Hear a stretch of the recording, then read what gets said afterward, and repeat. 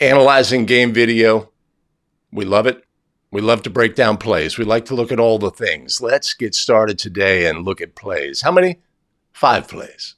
Stick around.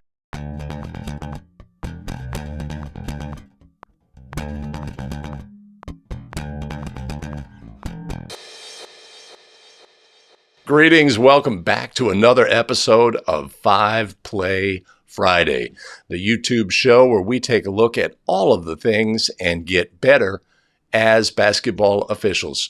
Greetings again, everybody. My name is Greg Austin with abetterofficial.com. We craft video to help basketball officials get better and take control of their officiating career. If you are a basketball official and find that kind of content valuable, it'd be a great time to do all of the things. Make sure to like the video. Helps us get it in front of more basketball officials. And subscribe and hit the notification bell so you don't miss out on any of our brand new content. Before we get started today, allow me to thank our tremendous show supporters who help fuel the show. Sylvia Biggett, Les O'Connor Jr., Jim Youngkins, Darwin Sonata, and Chris Hirano. Much appreciated and much love. You want to support the show? I will ensure that there is a link down in the show notes below.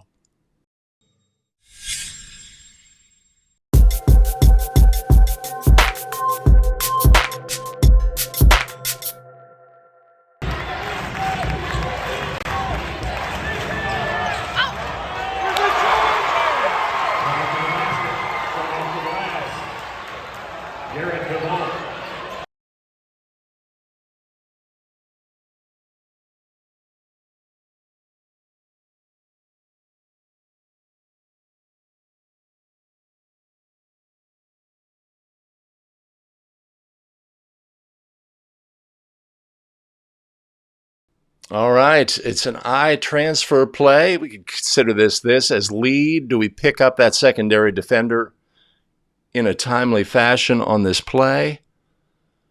Would be our judgment. Let's take a look. Ball's in the trail's primary coverage area. Primary defender. Trail would have that backside hand on the ball handler.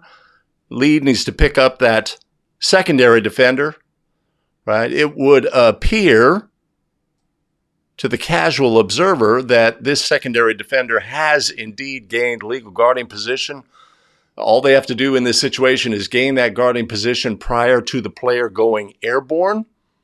And it would appear that they do that on this play, right? We can look at our position as lead on this play. Trail pretty static, right? Lead is looking at the ball handler. Right? This is a common scenario where we, as lead, pick up the ball handler in this instance, but we need to have some habits and fundamentals that give us the best chance to get plays correct. In this instance, when our shoulders are parallel to the end line, we're not going to have the ability to pick up that secondary defender as well. If we adopt a fundamental position of shoulders 45 degree and mirroring the basketball, if we were a little wider on this play, right, it would give us a better chance to more easily pick up the secondary defender on this play.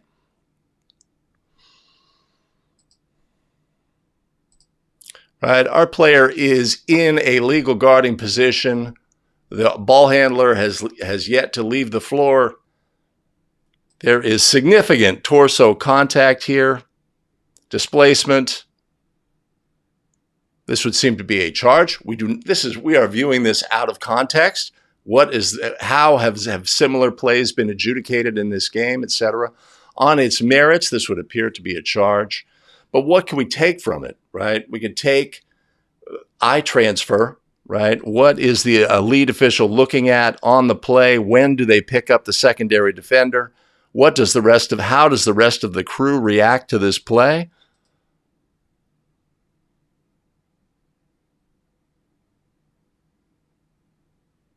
That's going to be a no call, right? We're late in the game here.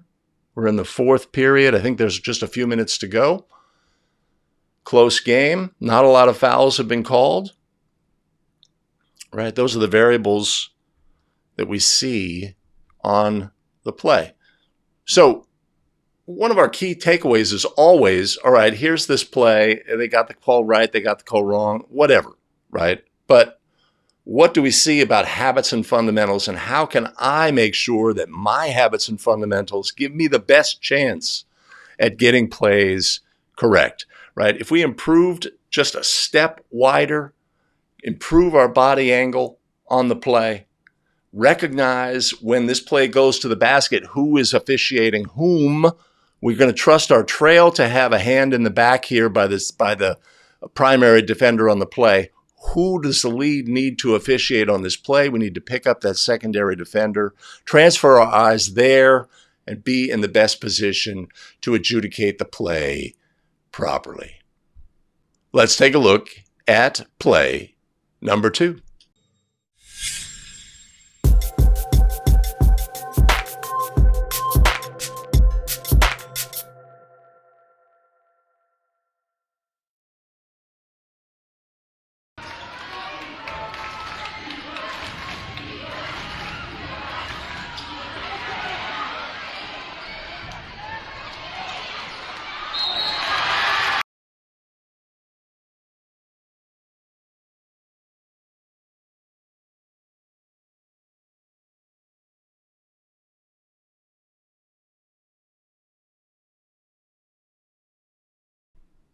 All right. So play right in the middle of the lane, right? Airborne player, defender moves under them into their path, contact on the landing, player to the floor, no whistle on the play. What should be the correct adjudication on this play? We do get the subsequent foul there. That's an obvious foul.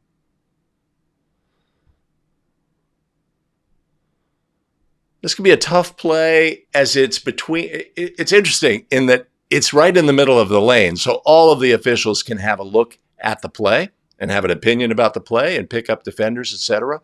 But it's also like it's an unusual play in that we didn't anticipate this action by this defender to get into the path. And we could be caught off guard. I saw the player go airborne. I didn't see how the player got in their path. I saw the player in the path. I didn't see when the player went airborne, etc. And we could say, must this rise to the level of a foul, right? As black team retains control of the basketball here. To me, this is a foul. We should have a whistle on this play. Our airborne player moves under them. 2 players on the floor, definitely needed a whistle. Where could the whistle come from on a play like this? Right in the middle of the lane. It's a coverage area for all officials, essentially. The player left from the center's primary. The defender came from the trail's primary. The whole play occurs in the lead's primary, right? We could definitely have a whistle on this play and we can always come late and clean things up on the play. But this would appear to be a defensive foul to me. Airborne player had not established their position on the court prior to the player going airborne on this play. Who picks up this defender, right? That would really be the key, because we're always going to be reluctant if we don't have the full picture of the play to put a whistle on it, right? So let's take a look. All right, so the ball's in the trail's primary. He has a count, right? So he's got the on-ball matchup and the defender. Let's see what our lead has on the play. All right, we've got 2 cutters. Lead appears to be looking across, right, at the action maybe that's trailing behind the ball, the player who catches the ball here. Doesn't appear to have eyes on white 3, right? So we get a situation where there's sort of like a void in our attention on the play. It just occurs, right? I'm looking a little bit over here. You're looking a little bit over here. Center official is like, come on, man. That's a tough spot for me, right? Looking at backsides on the play. But we could say, look, airborne player, contact, players on the floor, let's put a whistle on the play. I only have maybe as one of the officials, I only have like a 75% knowledge of what I think occurred. My brain is saying, occurred on the play. But you've got no call. You've got no call. I need to make a call. I'm going to put a whistle based on what I know. Right? I wish I had more information, but based on what I know on the play, I will adjudicate this play. I will own the fact that I did not have 100% of all the information that I wanted on the play, but the play needs a whistle. You don't have a whistle. You don't have a whistle. I'll tell you what, I'm going to put a whistle. I'm going to own it. I'm going to put a call on, based on what I know and what I believe happened on the play. I want more. I don't have more. The play needs a whistle. We've agreed before the game, these kind of plays need whistles. Let's put a whistle on the play. I'm executing our plan as a crew, right? And we're going forward from there. And I will own the fact that, the opposing coach, the offended coach may say, no. That's terrible. Oh, he was, whatever. I'm going to own that fact, right? But the play needs a whistle. And a whistle it shall have. All right, that was a good one. Let's take a look at play number 3.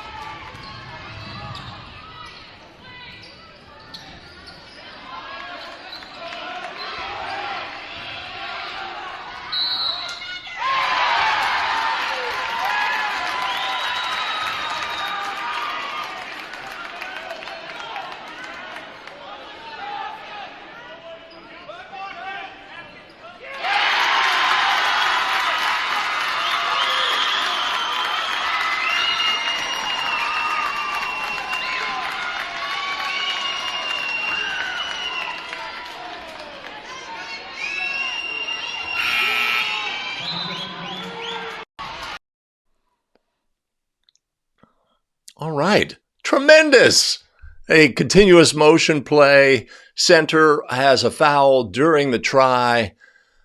Excellent execution. So many things to look at on this play. This will help us get better as basketball officials. First of all, the center official on the play has a foul, goes immediately to the trail official who had the three-point shooter on the play, confer, a lot of head nodding, etc., and they agree that continuous motion applies and that the try should be counted and the goal should be counted and that the subsequent foul should be enforced, which would be a throw into the offended team at the spot nearest the foul, right? And if we look at the demeanor of the calling official on the play, right, and we go through we execute, we go communicate, head nodding, etc., go to the table, report, we're scoring that goal, we have a foul off ball, we are going end line, etc. What do we expect to have happen next? Do we expect some energy from the offended coach, right? Or from the coach who's getting the call is going against?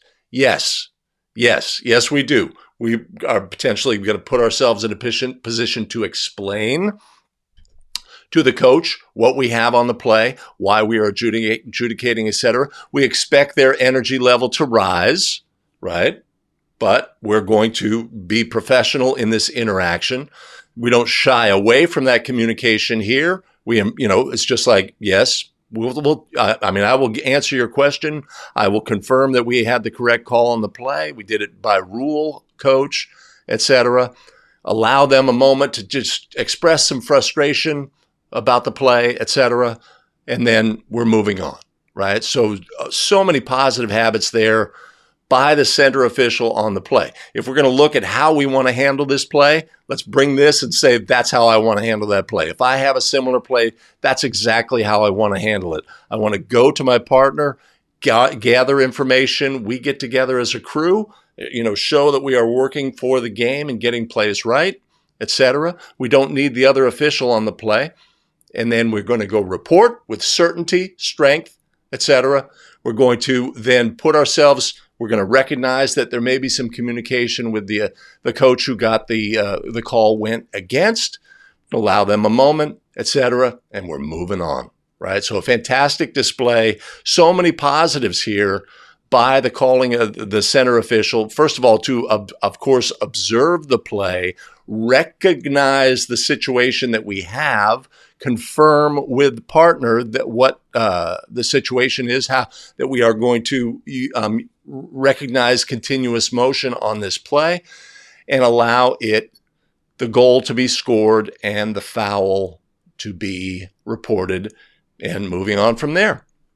Collecting the ball, let's take a look at all of the things, right? So we're looking at all of the things. We're looking at the positives. We're looking at potentially some negatives, right? Let's take a look at our trail official on this play. Primary coverage area gets the open look on the play, right? That position adjust. They're obviously an open look official, but then we relax when the defensive pressure eases. The official relaxes a little bit and doesn't continue to fight for the look, right? We'd want that, right? We end up in a more stacked position here. Once the defense relaxed and we go to a not closely guarded signal, then we failed to keep working on position adjustment on the play, right?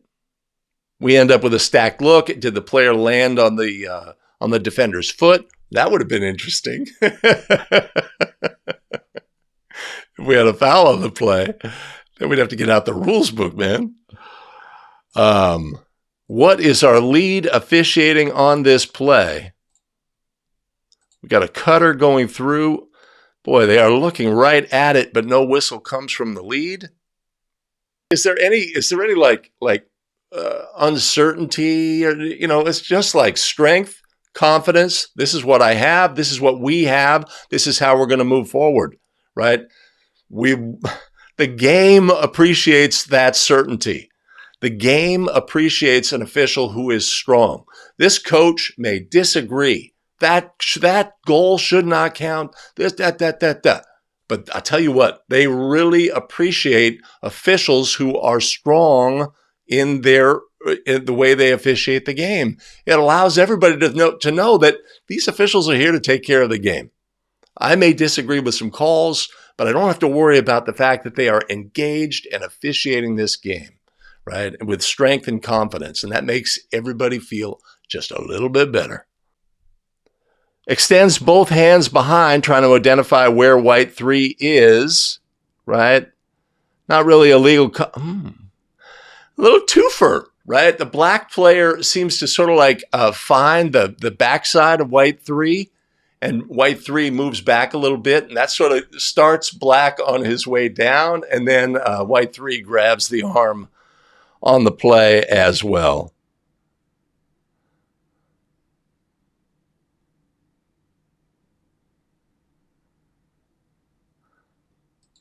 Now, though, that our offended coach is not looking at that play. He is looking at the ball handler. Right?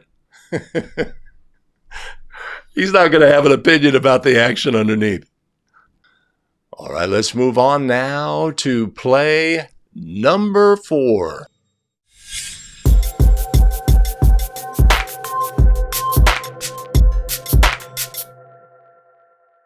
With a 4-point lead, and remains at 4 as he misses the first. 13 seconds remaining.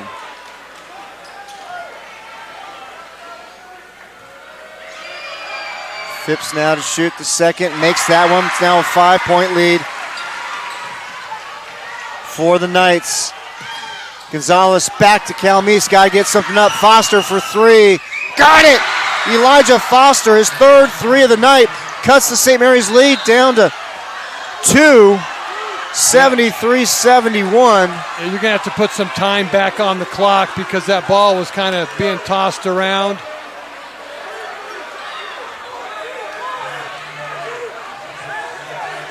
So the officials are going to discuss. That was a good 2 seconds. Ticking off of that ball was just going back and forth. Because there's 1.2 seconds left in the clock, and now officials are going to come over to the scores table. And it looks like they're saying 2.1. If I heard that right, it looked like it was going to be 2.1. That's 2.3. 2.3 seconds remaining. 2-point lead for St. Mary's. Styles Phipps to inbound. Looking for somebody, throws it deep for Cherry. Ball's tipped. Clock is running. Got to get it up, Mesquite. Oh! It went in. It counts. It counts. Mesquite wins. Mesquite wins. You've got to be kidding me. Oh, my! Phipps now to shoot the second. Makes that one. It's now a 5-point lead for the Knights. Gonzalez back to Calmise. Got to get something up. Foster for three. Got it! Elijah Foster, his third three of the night, cuts the St. Mary's lead down to Styles Phipps to inbound. Looking for somebody, throws it deep for Cherry. Ball's tipped. Clock is running. Got to get it up. Mesquite. Oh! It went in. It counts. It counts. Mesquite.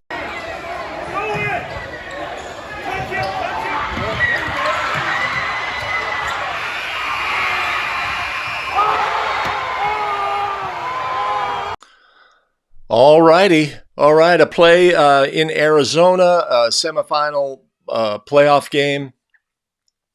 Close game, obviously. First thing here is we have to absolutely disregard on the inset. The timing on the inset is, completely inaccurate at all points along the way here in this, as it often is. But we've done some overlays with clocks on this, etc. So we have a situation where team is up by 4 after a made free throw. They come down, hit a 3. Wait, was it up by 4? We're up by 5, right? Team is up by 5, have the throw in, push the ball up the court. 3-point try from the corner is successful. Dead ball activity. Ball ends up behind the lead official. The official stops play, stops the clock, puts some time back on the clock, administers the throw in for the resulting play with 2.3 seconds remaining. The ball is thrown the length of the court, tipped. Does the clock start properly? Try is released. Is the try released in time, etc.? It is ruled to be a successful goal. Excitement reigns. Everybody goes home. I first saw this play. NFHS has a YouTube channel, and they posted this play as an exciting finish, and indeed it was exciting.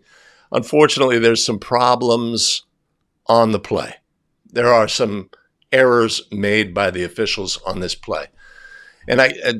First of all is when the ball goes out of bounds after the scored goal, right? We're looking here. Ball goes through the goal, 5.5 seconds remaining. Blue picks up the ball and passes it in the direction of the lead new trail official, right? This is where we go wrong as a crew. In this instance, the activity of the defensive team is to be ignored, right? This would normally be a rise to the level of a delay of game warning. My understanding from others is a delay of game warning had already been issued against Blue in this game. That's another factor on this play, right? The ball is passed towards the official and goes into a dark corner of the gym. What is our responsibility here as a crew? When blue, in this instance, scores the goal, white is, once the ball is available to them, has 5 seconds to release a throw-in. Once the situation gets to less than 5 seconds here, right here, it's like our responsibility is to allow the clock to run. If blue does something that cannot be ignored, then we will put a whistle and an intentional foul or something that rises. In this instance, the blue team action of delay an activity that would lead to a delay of game warning is to be ignored, and the clock should be allowed to expire. If we put a whistle, the clock becomes the ball becomes dead and the clock stops by rule. If a delay of game warning had been previously issued, or even if it had not, in this instance, the correct ruling on the play would be a technical foul, team technical in this instance. But our guidance by case play is to ignore this activity and allow the clock to expire. So our crew has made a mistake here, allowing the clock to be stopped, giving blue an opportunity. Because, right, so if we go back to our original scenario, right? Our original scenario, we're shooting free throws with 13.2 on the clock, right?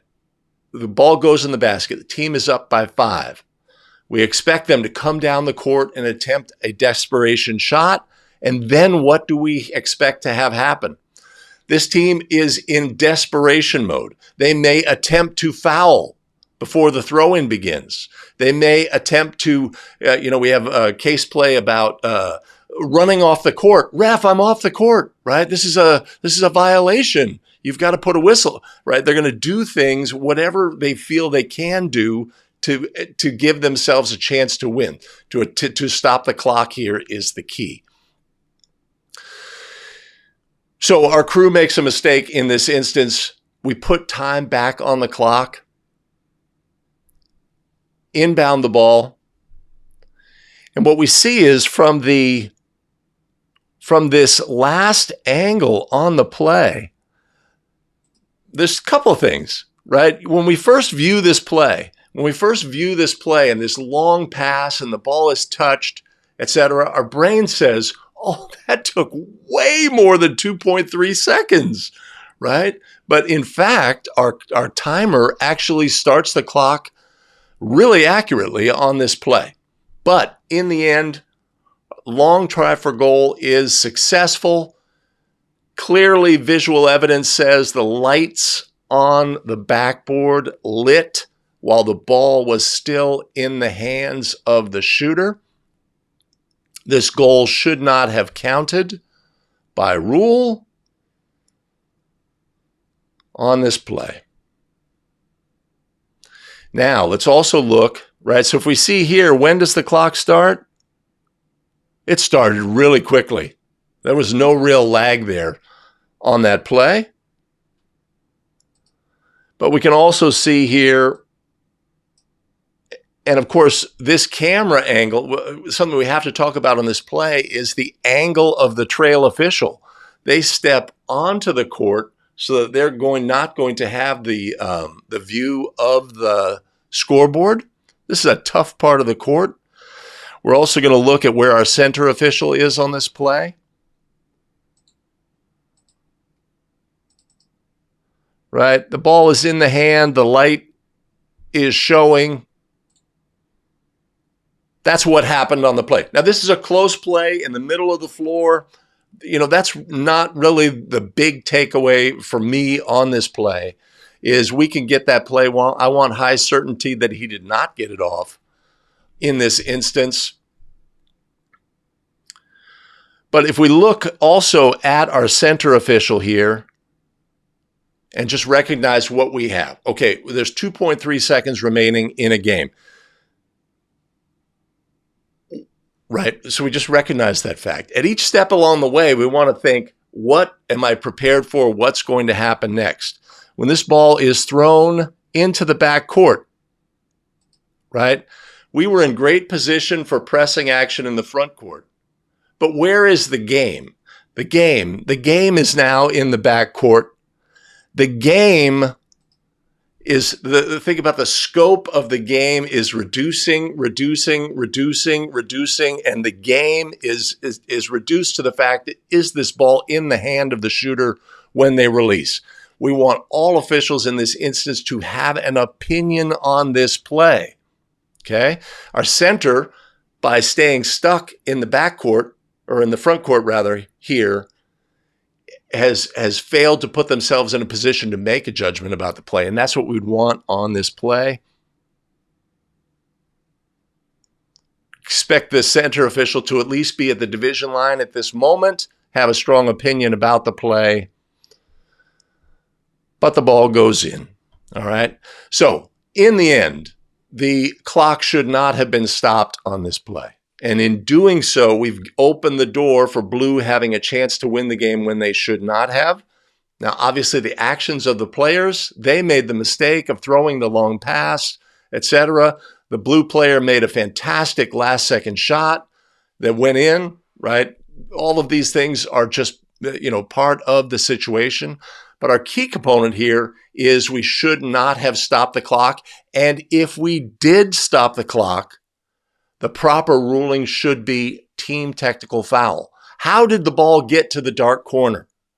The Blue player threw it there. He was trying to throw it to the official, right? The official is, our situation there should be to ignore that action. If it rises to the level of something that we can't ignore, then we have to address that, and the appropriate ruling would not be simply stopping the clock, putting more time on the clock, etc. So, what do we want to do when we come to end of game situations is anticipate the obvious things that can happen, but recognize what we expect to have happen next. If this team scores a goal and they are out of timeouts, which is my assumption on this play, they are out of timeouts, right? If they had timeouts, they score the goal, what do we expect to have happen? Timeout. Boom, I got to have a number on the clock, right? But in the absence of timeouts, what do we expect? It's the drowning man syndrome, right? You're drowning. You are clutching for anything possible that you can do, right? They're going to throw you the ball. They're going to bat it away. They're going to try to, what action can we take? I'm fouling, right? We see that as well, right? And these actions are to be ignored unless they cannot be. And we, unfortunately, as a crew, made that mistake, stopped the clock, put time on, and an exciting finish, to be sure, on the play. Right? End of game situations. Obviously, if we make mistakes in those situations, they just become so amplified. And, obviously we want to be at our best because, if we rule this to be a goal, then obviously the game is over. There's no comeback by White in this instance. Their season is over, etc. But we did have an opportunity as a crew, right? So let's say, when the ball goes in the basket here, let's go back to our original play right here. And our new trail official erroneously blows their whistle. That's what occurs here. And the clock is stopped. What is our opportunity as a crew, right? Most people in this instance see this play and say, oh, that's a delay of game warning. That's by rule. They interfered with, after it's a delay of game warning. That's their understanding of the rule. Not knowing the case play, not knowing this situation, not anticipating the desperation and the activity that the team may attempt to do in this instance, because they have no other alternatives except to do something illegal here, right? But our official puts a whistle on the play and the clock is stopped. That has happened. That is the thing. What do we do as a crew? How do we handle that? Other officials have an opportunity to say, all right, wait a minute, let's get together. We have to make a ruling here on the play. By rule, what should we be doing here? By rule, after a delay of game, why did we stop the clock? Right? Because the ball got away? No, because blue threw the ball in the direction of the official and it went, into a dark corner of the gym. We have the opportunity as a crew to get this play right. Everybody seems a little sped up. It's an exciting moment in the game, but that's where our training has to come into play. And all of the officials had an opportunity here.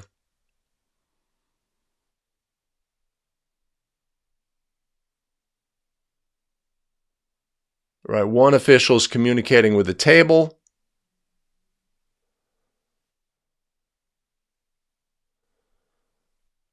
Other official comes in. They confer very briefly. Right, so we had our chances. Live and learn, right? So we see this play. We recognize this as something that was done incorrectly, right? We could take that with us onto the court in that big game ourselves, right? And we would expect others to as well. It says play number 5. Let's take a look at play number 5.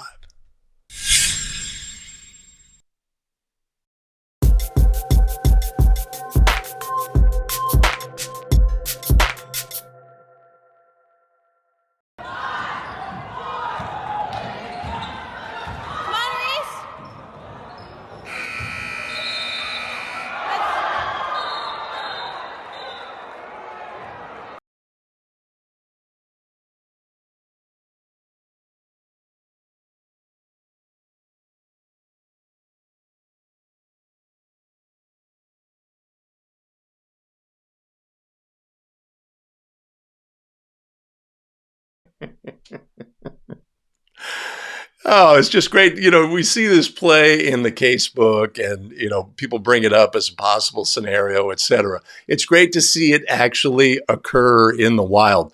It's a lot of things have to happen for this to actually occur. The player has to throw the ball with enough height that bounces on the court that gives it then subsequently enough height to go in the basket.